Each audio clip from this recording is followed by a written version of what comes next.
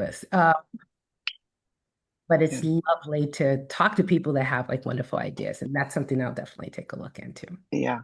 I found that on Substack that um yeah, there's just this wonderful community and it's a lot of ideas and everybody is promoting themselves and talking, showing and creating what they're doing, but it's not like other social media where you're constantly being sold something or this is promoted, this is advertised, every other link is this, that, that. So anyway, enough of that.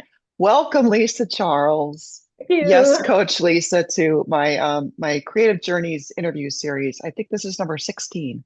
Oh, So wow. Well, so first of all, thank you very much. congratulations on that. And thank you for having me as number 16. It's very Yeah, thank you. cool. Beautiful.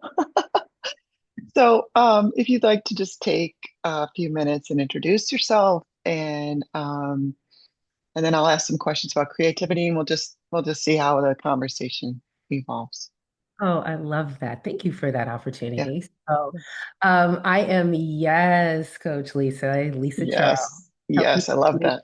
your true yeses. Not yes is not for everything, but you have to be so um, understanding of who you are from the innermost core. So, my work, I like to say that I was a former federal prosecutor, state prosecutor, professional singer, then wellness coach and retreat creator. It's life is an amazing, amazing journey if you allow it. I call myself a brain body alignment specialist and a mission maker because I really focus in on helping people to zero in on who they are and what their mission truly is, and then help to launch it, both individuals and companies. My love is just really helping people live in what their true loves are. So many people are living, I call half lives. They just don't know it. But when you can open up that other, they used to call it the third eye. I'm not going to call it that. I'm just going to say the truth of self. It's amazing what your impact will be, but also just the pure joy that you'll have in bringing that into the world. And so, everything that I do from speaking, I'm an international speaker, I'm an author, I do have a vlog as well called the Transformation Hub.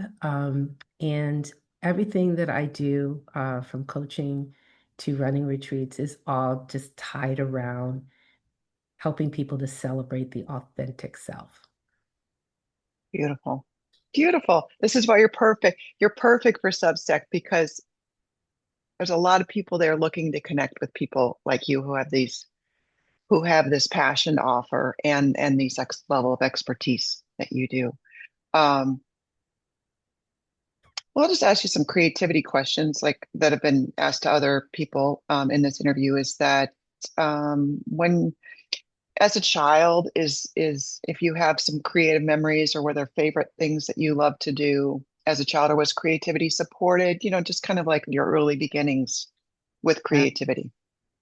Well, I'm going to say that creativity, probably for me, especially as a child, was a lifesaver because I was very shy and I look back at it, and a lot of it stemmed from some early, uh, I'm going to categorize it. We say the word bullying, and I Yeah, feel yeah, like it's overused, and then it just has this yeah. light about it. But I'm going to say I will define it in the ways that were just as horrific as it was as a child, emotional, physical.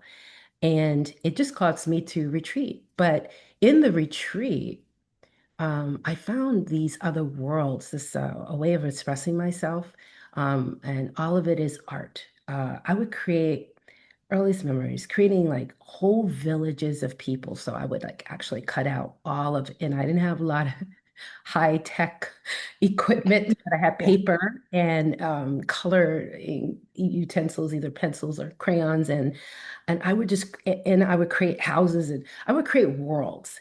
And then I would act out scenarios and situations and um, Like paper dolls, like a little paper. like a little paper doll, but I wouldn't make it like 2D. I would make it like 3D. Like I would try to make balls of the head. Like I would really Oh, try to make cool. it look a little bit more like a real doll, Yeah, real yeah.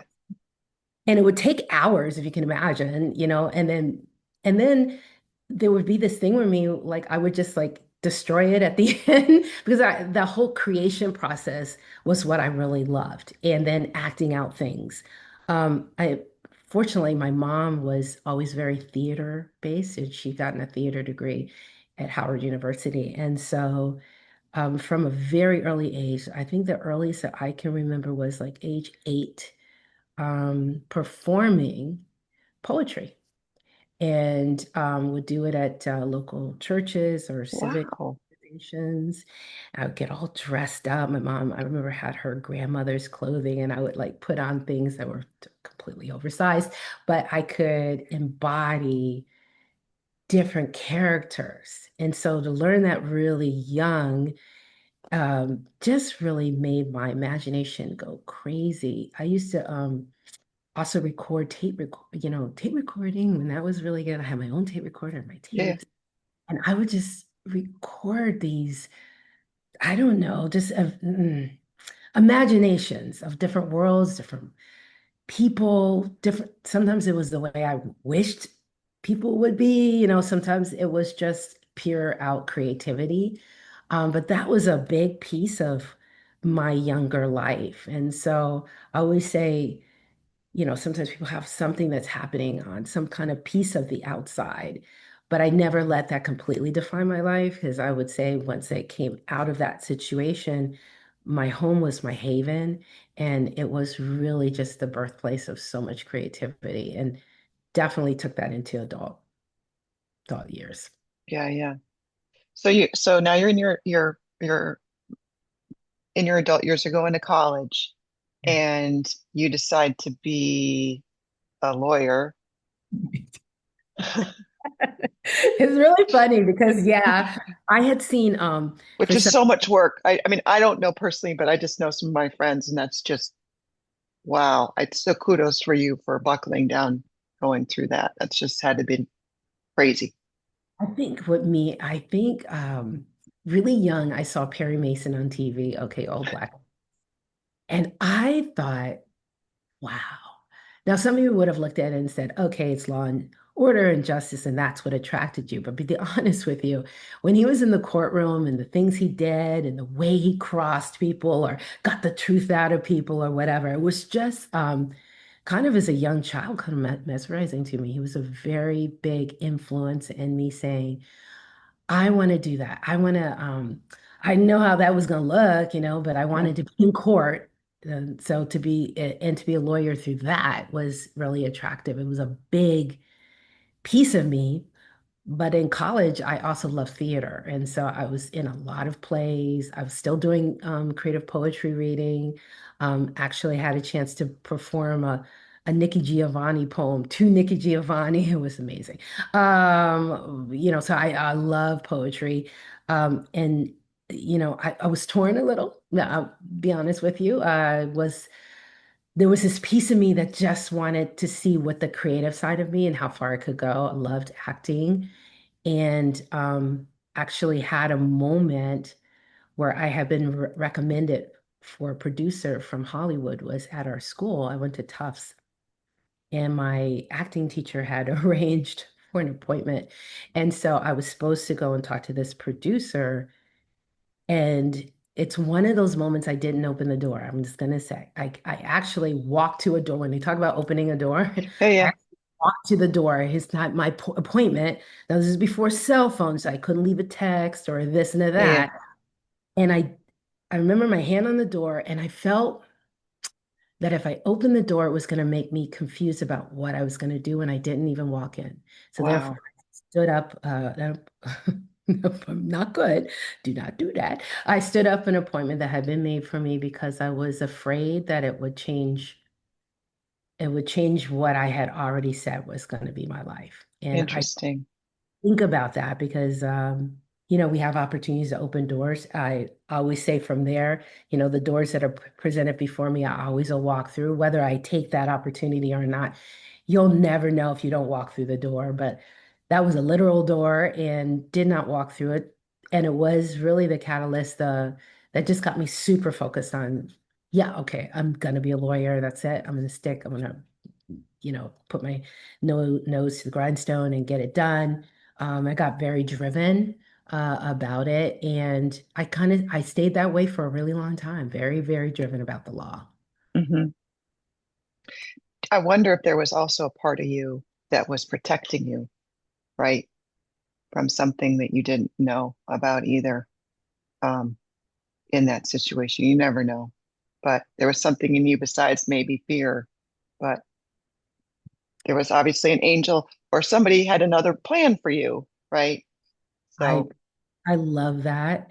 My early interpretation used to be, oh, you were and when you're an artist, and I feel like art comes in all different forms and how we express, yeah, and it's so close. It's just your heart. It's like a piece of your heart just opened up because you're putting that piece out there, whether it's a creative thing. I just started singing a bit, and so, but I love the idea that I have no regrets. So life goes in the ways it's supposed to go.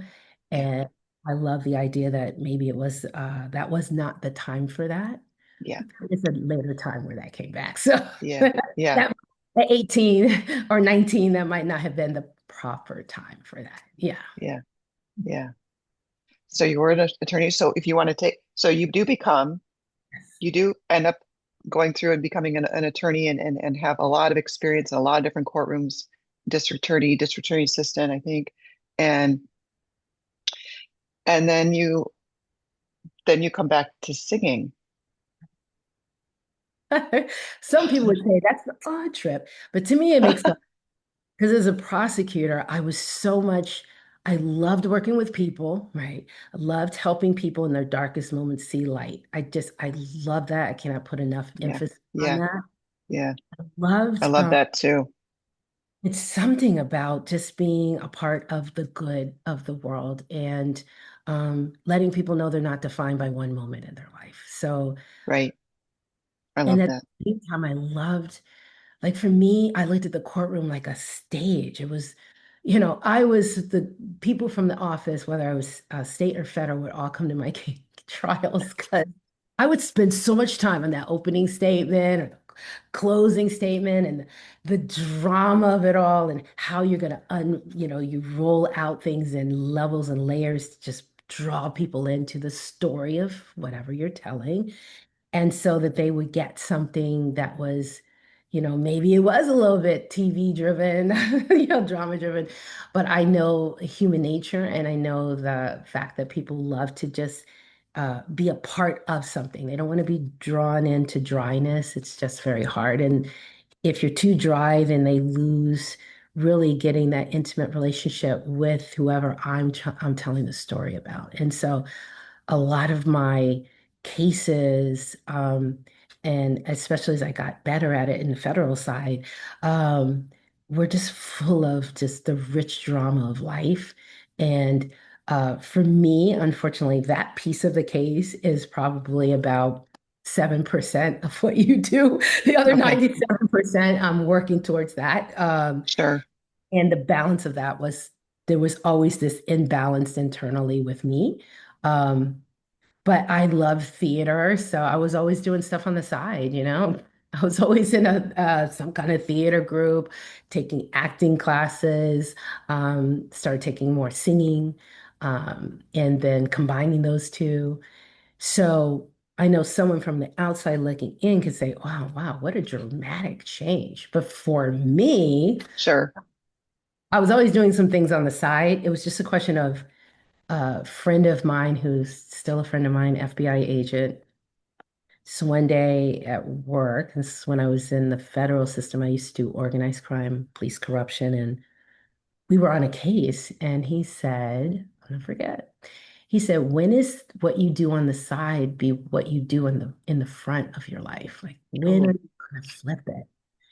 And I had never even given myself the permission to think that was possible, because I was on a certain freight train, and hmm. everyone on that train does, either you go to a law firm and you do X, or you become a judge, or, everyone is on that train. Sure.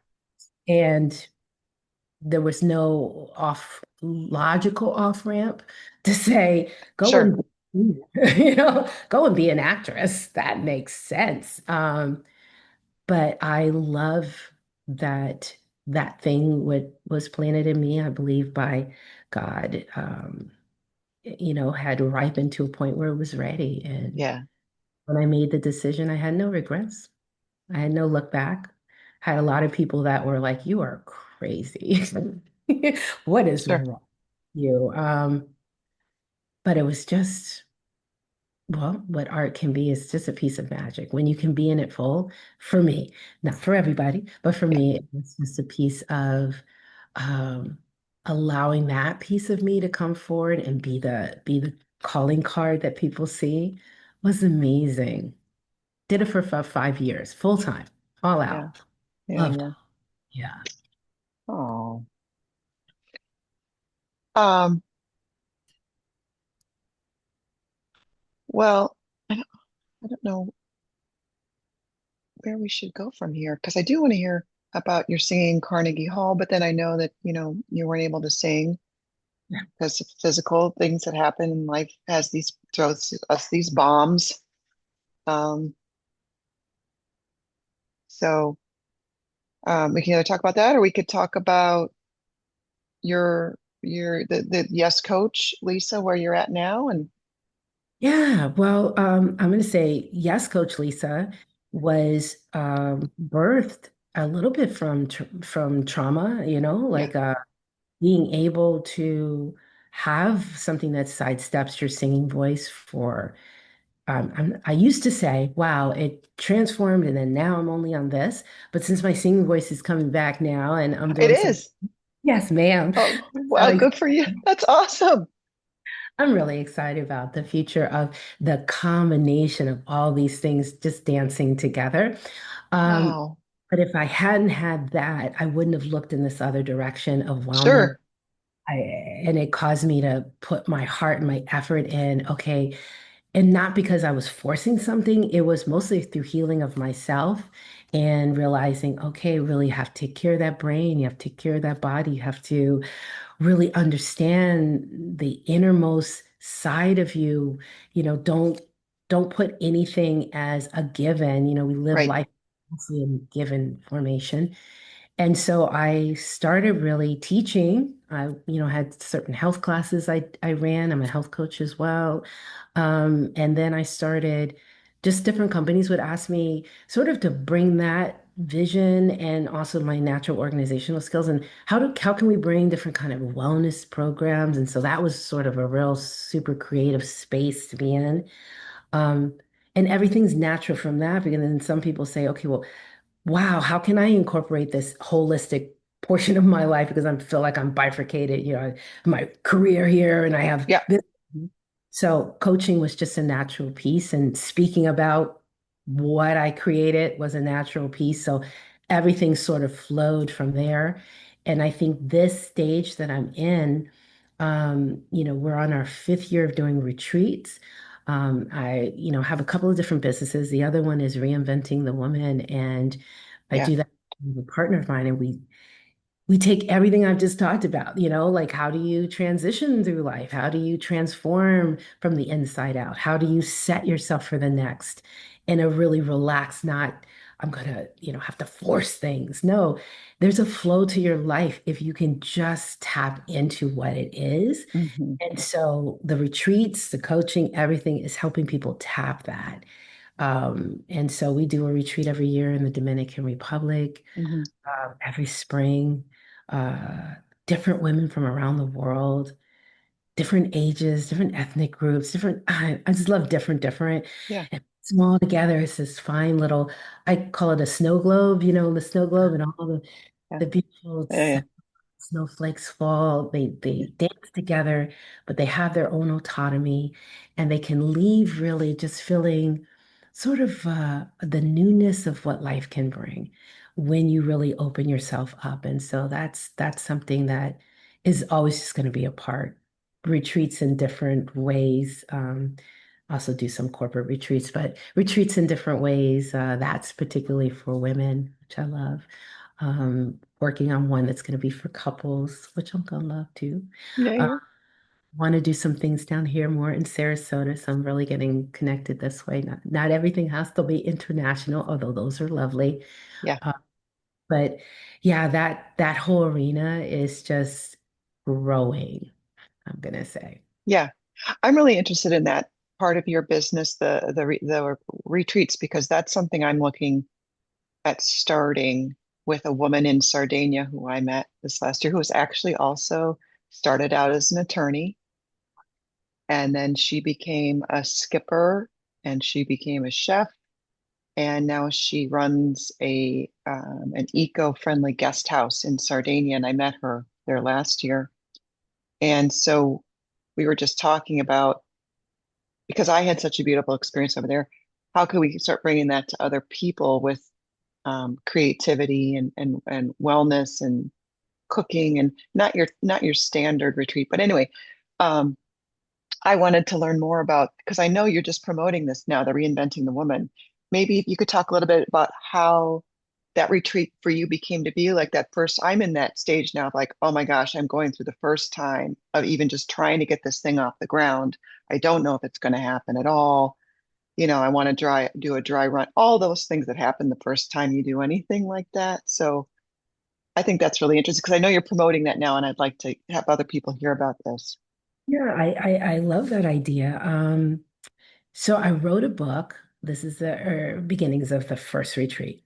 Wrote a book, which is about the brain-body connection and finding that internal harmony based on the story that I just was able to share, my life Sure. story and in health.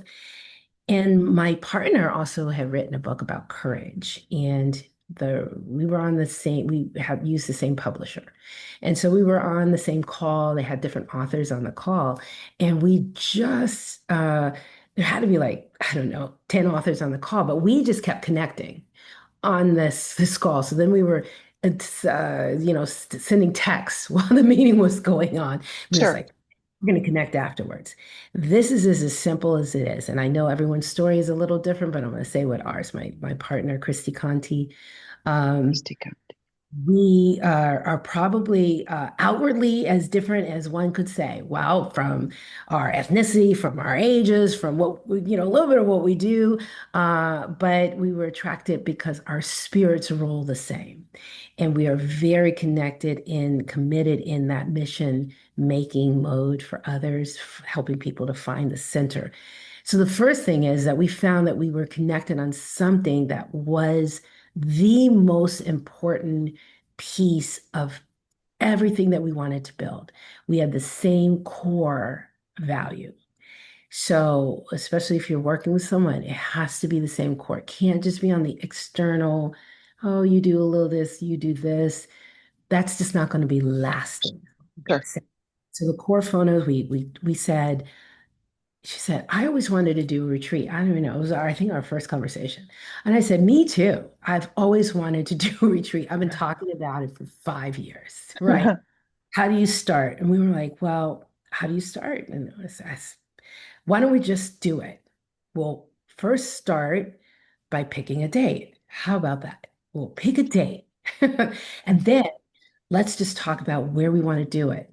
All right. So date, place. Pick a date and a place. I know this sounds really simple, but sometimes we complicate our lives Yeah. so much and say we have Yeah. to wait 6 years before. No, I Yeah. happen to Yeah. have, similar to something you just said, I met someone 5 years earlier that had a beautiful place in the Dominican Republic. He said, Lisa, I have a beautiful place in the Dominican Republic. Please do a retreat here. And I said, I'm one day when it's right, I will do. So we looked at a few other different places, but this was just beautiful. To me, it really is wonderful if you can know the owner of the place you want to go. Not everybody can, but if you do a little bit of work in relationships, you're one stage away from knowing the owner of a place. Right. I know a few different places. So, person, we're really united on the core value. We picked a Mhm. date, we picked a place, and then we just said, okay, how do you do this? Well, you need the people. And how do you get the people? I'm going to say my own personal thought process in it is it and I might just hurt some people's feelings. I'm sorry. But there's a lot of places out there that say, I will get the people for you. There are a lot of places out there. And you pay me X, Yeah, I will do that. I haven't seen that work out so well for most. sure. I'm just gonna say. It could maybe help if you already have a set and then you're adding to it. Yeah, I think that one of the things that's been very successful for Christy and I is that we always have a core message that we're bringing out for that year, and it's not the same message. yeah, yeah. We Makes always sense. look at having something that's unique and different. So our retreats ring different than any other retreat. It's Hmm. mostly because we're very two different people, but what we bring. But the kind of people that we bring in also adds to the uniqueness of it. And so having the ability to flow a little bit with your programming based on all the people you're attracting, and then giving messages that you think also will really ignite that group. So, for instance, some years we've had a bunch of medical doctors come. Who knows who's coming a year? One year we just had a bunch of psychologists come. It's just the way it was. They didn't all know each other. Matter of fact, they did none Sure. of them. So, really weaving. One year we had a lot of musicians, like we had an actress, we had a keyboardist, and so we could add some unique flares and things about that particular year. I love that you have this idea that it's a living, breathing thing that you're bringing, not a static Right. perfect thing. And when you have that approach, I think it also is very attractive to people with it. But the theme and the overarching theme of what you're trying to bring has to be your calling card and has to be something that allows people to um, really get a vision of what it is that you're creating um, and standing out because I think all of us could stand out, but it goes back to that other earlier work that I do with helping people define the truth. Sometimes people stand out in just this piece, this much of themselves. So they're like the 2%, they stand out on that one story they talk about or that one, and Yeah. they have allowed themselves to gift out into the world the real complexity of who they are. And it's in that midst of that complexity that is the really great driver to the audience for your retreat. So it's a lot of little self-work too. I really can't overemphasize that piece of it. And partnering is really important. I happen to think, yes, you can do this. You can be a one-person show and do everything on your own, but don't think world was meant for that. One of the things that I started doing was just actually retreat coaching because I found that some people just need some one-on-one coaching and they need a little fire just to do it and pull the trigger because I mean, I hate to say it like that, but it is that at some point you have to light the match, Sure. Sure. all the sticks in there, but if you never light the match, you never have a fire. So Exactly. um, I cannot tell you how many people are on I call it the edge of retreat, Yeah. ah, they have all of the components, but there's something that is a big fear. Um, there is, to be just to be upfront about the things that are logical fears for people is that if you are booking with a place, and especially the first time you do it, there is an expense that you have to say you're willing to do. Like, Hmm. and it's not like, well, I didn't sell anything, so because they booked that and they blocked it off, and they have now Right. they people. So you're Right. thinking, so that negotiation, which I always say, my dad's like, how is this law going to work in, to these other areas? I said, Dad, once you're a lawyer, you're always a lawyer. So negotiating, those kind of things, those negotiations are really important. The front end negotiations that you have, even with people you like and friends and all that, got to put it on paper and make sure that you've not overextended yourself, but you recognize there is going to be an extension of self, but the terms are essential. Um, the other thing I would just say, get the right terms and that recognize that is something that you're going to have to. meet, I happen to think it helps you to keep the fire going in you because you know you've agreed to something, put your name on something. And that's the other reason why it's lovely to do it with a partner because, then you're both putting your name to something Yeah, and then yeah. other avenue of audience that you can bring in. And then I'm going to let you ask some questions, but I do want to, the law has always had just a beautiful place in my heart, my experience. I've helped so many just wonderful artists, whether they were in the physical fitness space, looking at contracts, not signing some things that people say it's my general contract and everyone signs it. And I'm going to guarantee you that probably, even if that's true, you might not want to sign it or you might want to make changes. And so really don't let that piece fall by the wayside as just another to do because it could be the main thing that really is something you'll have to deal with later. And that's not only with the place but with what other things you're adding to the place, like the food or the experiences, because sometimes there are clauses in there that don't let you get out of things if you wanted to maybe let's say change. So you really have to look every single thing you're going to put your John Hancock on. You want to make sure that it really is going to be something that elevates the experience and doesn't create a trap for you later on. And that's also with, I've seen a lot of retreats that do not have proper contracts with the people they bring on the retreat. And I don't care who it is. That's my friend. Okay. I Yeah, yeah. guess I've been in court long enough to know that a lot of things start off one way and another way. So just to have a full out agreement that's really covers all the bases and Hmm. Hmm. this is there and you don't have to worry about that. So that legal thread, I bring it to the forefront because I find for most people they have it as a substack. They have it as like something at the end, and by the way, have a contract. Yeah, it's important. It's really important to have that really done in a way that matches the experience that you're trying to bring. Um, so there are these component pieces, and I don't want to make it Hmm. seem like it's easy. But if it's something you want to do, there is nothing on the back end of it. There is nothing like it. I cannot tell you. I just want to say the first time we did it, and we had that year, we had a lot of mother daughters. Who knew?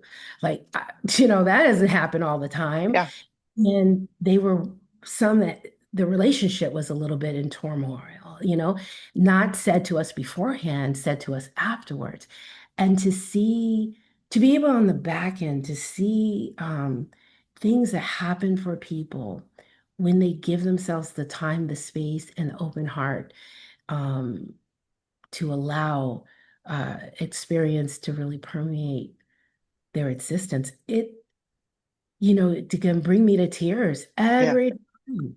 yeah, Uh, and I can't, that's not a planned thing. That's not like, okay, and then, on day three, this revelation will happen. No, it is because the planned part is that you are executing the vision, you're executing the heart of what the retreat is about, and you're giving people the opportunity to experience something that they would never experience anywhere else. yeah, That I feel like retreat makers are bringing amazing good into the world.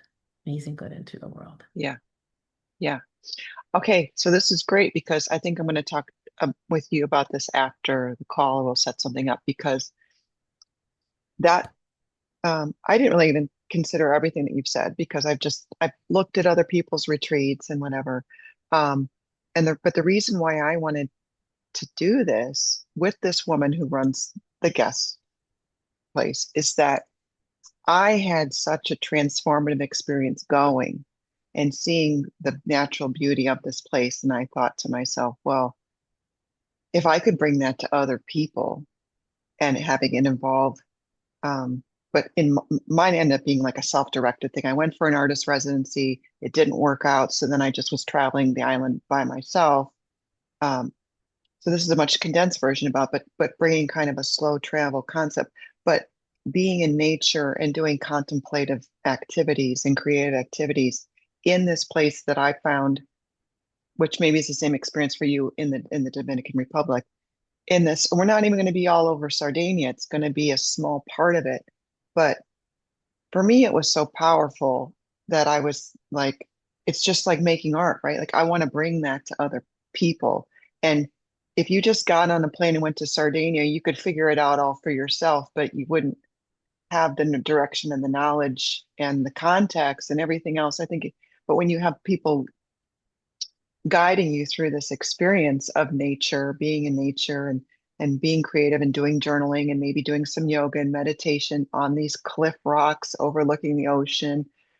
I just think it's like right, it's this what's the word for it?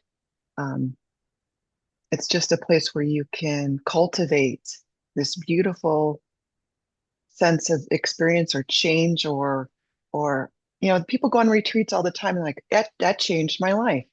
I looked at things differently after I was with a said group of people, and something happens that you could never necessarily plan with different people and different interactions and when you're in a new environment. I love So it. And I love the way you said it.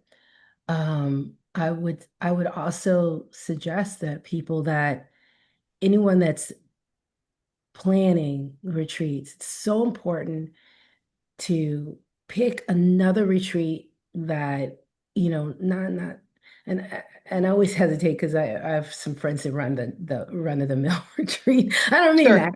Okay. sure, With me, some people know I'm going on a yoga retreat, right? And right, that's right, do. And there's a lot of those, and some are better than others, and absolutely not putting them down. But, to go on a more creative, multifaceted retreat and to pull what you see, because sometimes being able to see it and then say, you know what, I love that.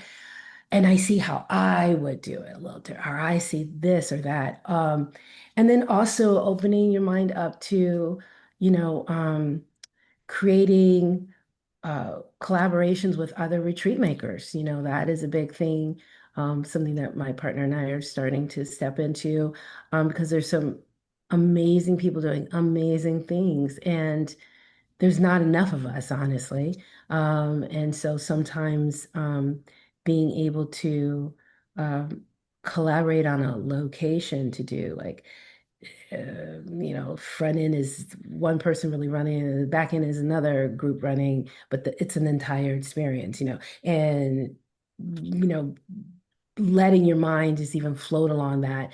That's probably later down the line when someone has done the retreat and yeah, whatever, start to open it up. But just want to give people this other thing that's starting to happen a lot more anyway.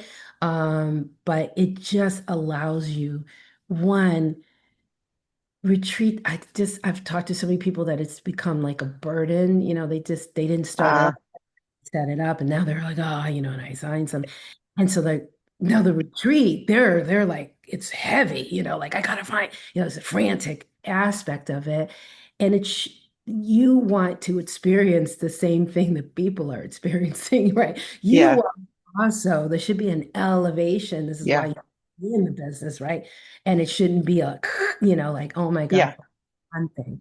So I think the more that you kind of come through the early planning with a real strong strategy of the things we've talked about, um, the whole process, and not to say there aren't challenging aspects, I'm not Pollyanning it, but the overall process should not be of, I'm hanging on with my nails yeah, on a, because I don't know if it's going to work, right. like people like that, I'm like, oh my gosh, you're making a retreat, but you are stressed Yeah, out.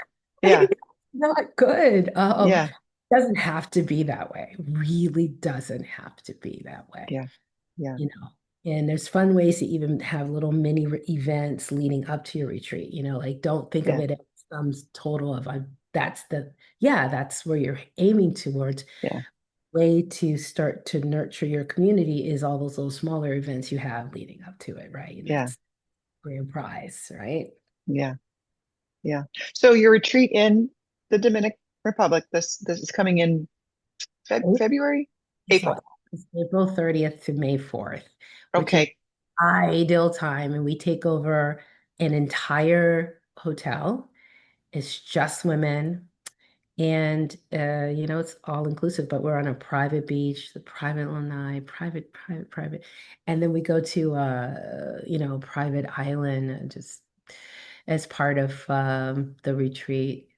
Every year there's different islands that are around. It's some of the most beautiful places in Dominican Republic. It's a little way from where the touristy spots are. It's in a place called Las Carreras. And actually, it's some of the most beautiful beaches in the world. So we just allow ourselves just to have and to occupy that whole space. So it's kind of nice when you're walking around a whole space that's your space. How many people how many people is your ideal number? Our ideal is 25. We were 29 in 1 year. Yes, we can do. But I like the 25 number. And what's really nice about the space and how it is all of the rooms just have a water view. Every room. It's very smart. I love when the people that are making their place think about in their minds of the experience someone's gonna have. So, um, my partner and I, we also have a women's group that we run, and we'll always put the pictures because every room has its own lanai and hammock. Oh, wow. It's the only time I really sat in a hammock. I'm like, okay, Lisa, thumbs up. Let's get in our hammock for the first time in our lives when with our first retreat, and now I'm kind of hooked. Um, so it's kind of as the thing that you're creating, it's a combination of individual enlightenment and growth and opportunity to commune in nature in special ways, but also time to come together as a group and really allow yourself to grow in ways you didn't know that you needed to grow sometimes. The theme of this one that we're doing is the next. Everyone's always anxious about if I hear again, like I'm just trying to, or 2027 or 2026, and but we want to come at the next in a whole different way, a more organic reflection of who you are, the next, without the franticness or the what's about ready to happen on January 1st, like, the this year. Yeah, it may be, but most of the time when people say that, it doesn't come true. And why, it's because maybe it wasn't organically where your best expression was and kind of to take away the franticness and to find the truth. Uh, those kind of moments last a lifetime. So I'm excited for this because since that's a lot of my coaching is helping people off the cliff of what they said the next was and it wasn't happening. Yeah, yeah, Um, yeah. so let's let's allow ourselves to redefine it in a much more calm state and where truth can flourish. Love it. Love that. Well, I also I just know, your approach, if you look at you have this beautiful Facebook page and you're talking about that. So anyone who's listening to this, I encourage you to go check out Lisa's Facebook page. But um, I think we might mention this to be in a call, maybe when we were just checking in privately, but I think just the way for me it sums up how you were talking about the planning and letting go of this anxiety about everything has to be perfect or everything has to be stressed and your blinders with blinders on. You've got blinders on in your life, and then you miss. You're like everybody's waiting, or if you think about your term, if you're waiting for the next thing, waiting, and my life will be better with the next thing, the next thing, next thing. And it's like you're never then present and you're missing. And so your walk the other day out by Sarasota Bay, and you're just like, look at the beauty around, right and left, and people and places, and isn't it beautiful? And you could just feel that come through you.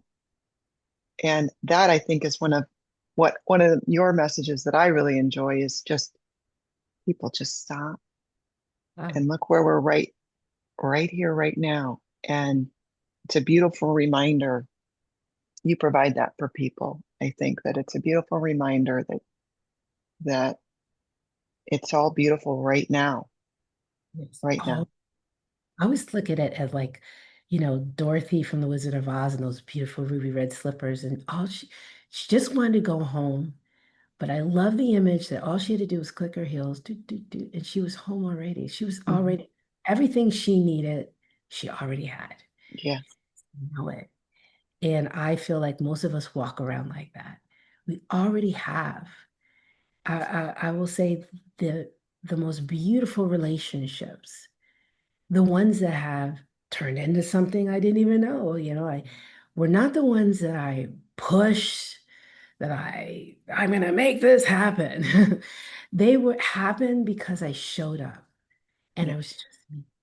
And I really authentically wanted to take in the present moment of whoever I was talking to, wherever I was staying, where, like you did in 13, wherever I was. I didn't have to know everything.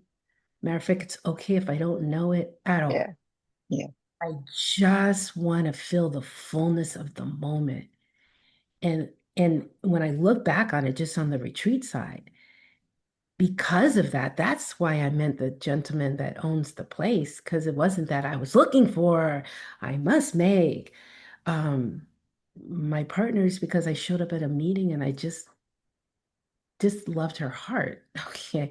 And it yeah, wasn't that I could see what was going to happen 5 years from now. And, yeah, the aspects of things that are coming, I have released the idea that I need to have any, and I say stress this enough, any controls over it. I don't need it. I just have to be. And I have to be always, always the truth of me. And I have to dig deep. And I love helping people to dig to find, because sometimes you have to ask the right questions internally so yeah, that I can show up as that. And it's incredible when you do that. Uh, a lot of the things that are on your checkoff list or I call it the stress list, kind of resolve themselves without you having to do all the mustard hard work that you thought you had to do. It's because the right people will be there, the right opportunities will come. And as you go out and present, because you're presenting in this kind of mode, the people will come to you because that's what they seek. yeah, We have enough of this out there, you know. yeah, yeah, yeah, Sign up now, like yeah, for that. We need yeah, enough. yeah, yeah. Oh, well, do you have anything else you want to add to Yeah, our conversation today?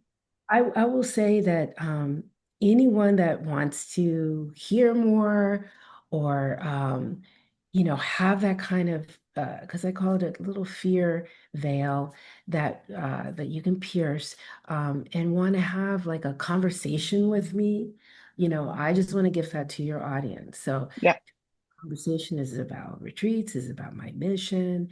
I would love just to speak with people. And, if I can give a pearl of wisdom, that would be amazing, setting you off in the right way. yes. Well, how best do you like people to contact you? And I will add written things as well on the blog, but Yeah. So I'm going to give two yeah, real strong ways. So my website, I keep it really easy. I'm Yes Coach. So my website is yescoachlisa.com. And also, you can email me. So, Lisa at yescoachlisa.com. Either one, quick and easy, breezy way for me to see you.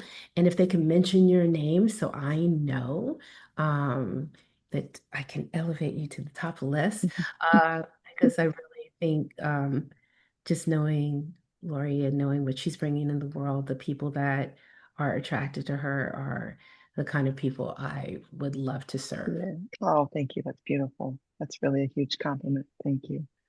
Well, it was very nice to see your face again here. I haven't seen you in a couple of years, but I look forward to speaking with you. I'll follow up with you after this call about what I'm trying to do.